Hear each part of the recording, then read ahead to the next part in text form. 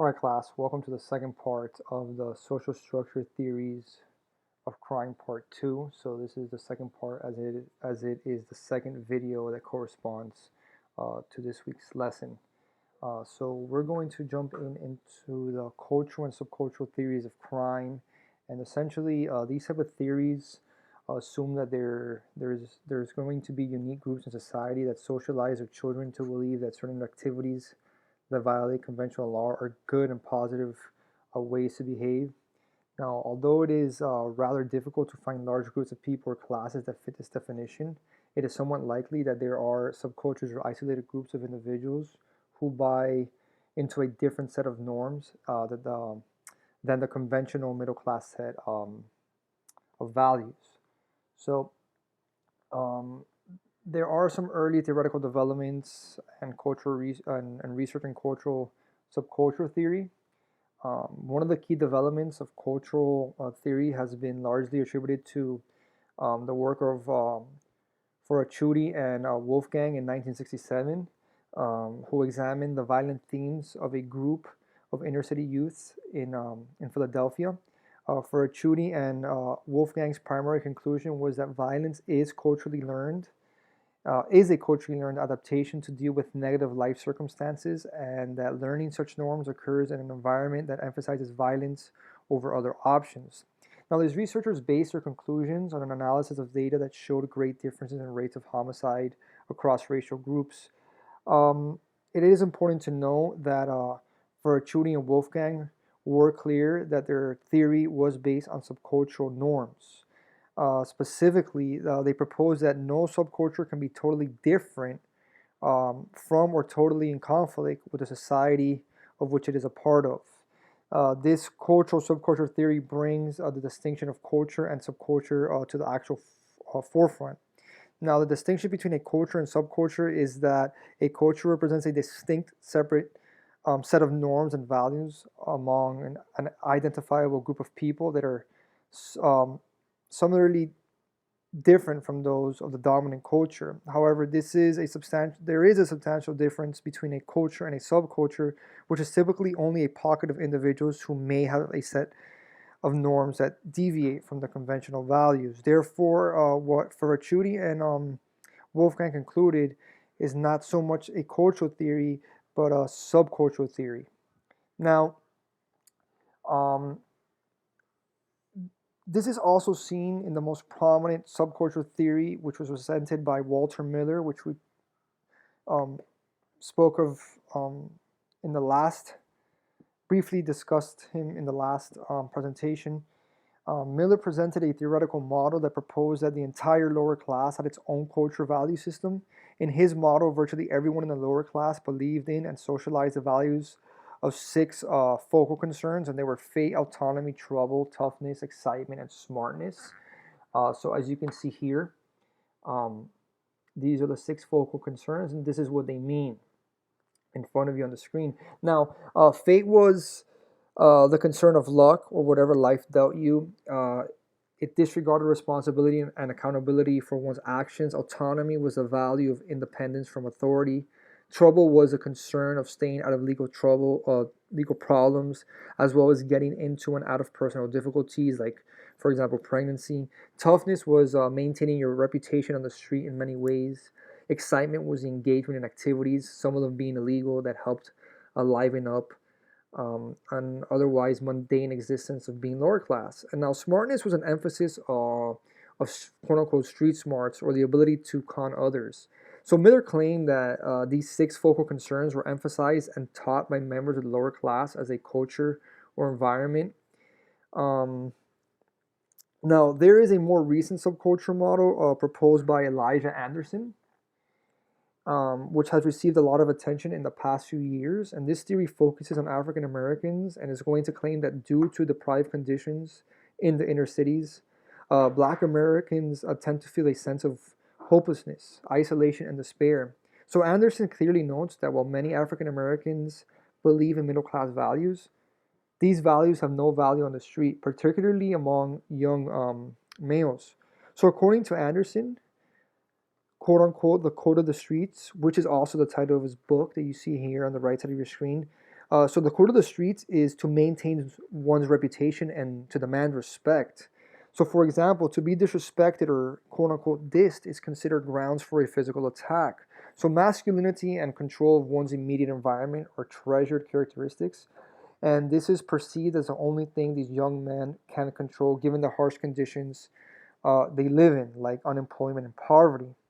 Now, um, Scram and Tibbetts do have a section focused on the disparities of race in regard to subcultural theories regarding African Americans. Reviews of race and crime rates that have shown that the most constant predictor of crime rates in a given area is the percentage um, of blacks who live in the area, um, according to this research. But I will let you read that.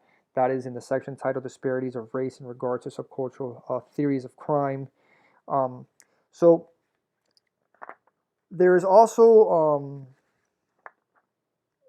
criticism to the cultural theories of crime, just like there is with any theories of crime.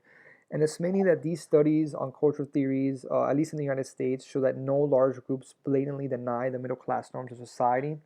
Now, specifically, Miller's model, which was this one, um, of lower class focal concerns simply does not exist across the entire lower class.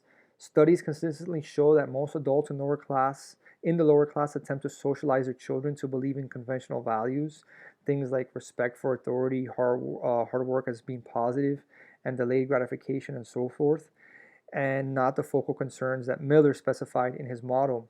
Even Ferracciuti and Wolfgang actually admitted that their research findings led them to conclude that their model was more of a subcultural perspective and not one of distinctly different culture. So there are likely small groups or gangs that have subcultural normative values, but that does not constitute a completely separate culture and society.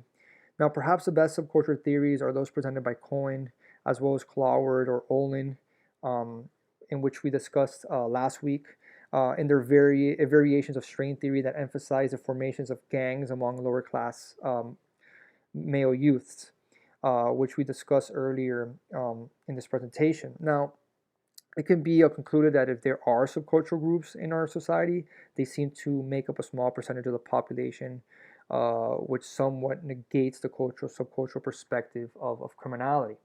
Now, there are certain policy implications related to these theories. They're going to be the neighborhood watch programs, um, projects like the Chicago Area Project, and Peace Builders. So, many of the policy implications suggested by the theoretical models proposed in in this presentation and chapter in this book are rather ironic.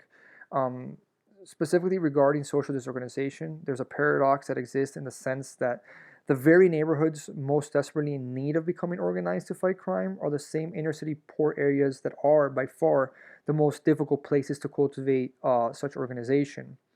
For example, the neighborhood watch or the block watch groups. So instead, the neighborhoods that do have high levels of organization tend to be those that already have low levels of crime because the residents naturally police their neighborhoods, the well-being and properties of their neighborhoods, since they have a stake in keeping the area crime-free. Now, although there are some anecdotal examples of success in neighborhood watch programs, the majority of the empirical evidence is almost uniformly unsupportive of this approach's ability to reduce crime in these specific neighborhoods. Moreover, many studies of these neighborhood watch programs find that in a notable number of communities, these groups actually increase the fear of crime, and it may be due to the heightened awareness of crime issues in such areas.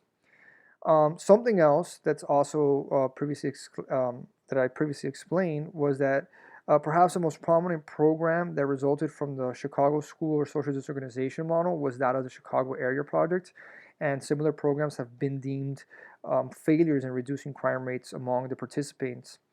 But still, there has been some advances in trying to get residents of high crime areas organized to fight crime.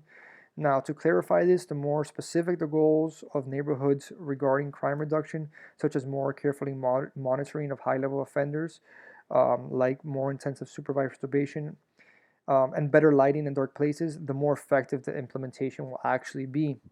Now, regarding cultural subcultural groups, some promising intervention and outreach programs have been suggested by such models of offending. There are now many programs that attempt to build pro-social attitudes among high-risk youths, often young children. For example, there's a recent program by the name of Peace Builders, and it focuses on children in early grades.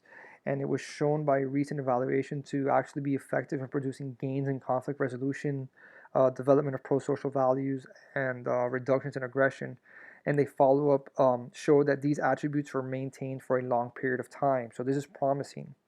Now, other recent anti-aggression training programs for foster home boys showed much success in increasing levels of empathy, self-efficacy, and attribution style among boys who had exhibited early onset aggression. Now, ultimately, there are effective programs out there that promote pro-social norms and culture. So, more efforts, according to Tibbetts and Scram, um, there should be more efforts that are devoted to promising such programs that will be held to negate the antisocial cultural norms of individuals, especially among high-risk youths. So that is going to wrap it up for this presentation. If you have any questions, please feel free to reach out, as always.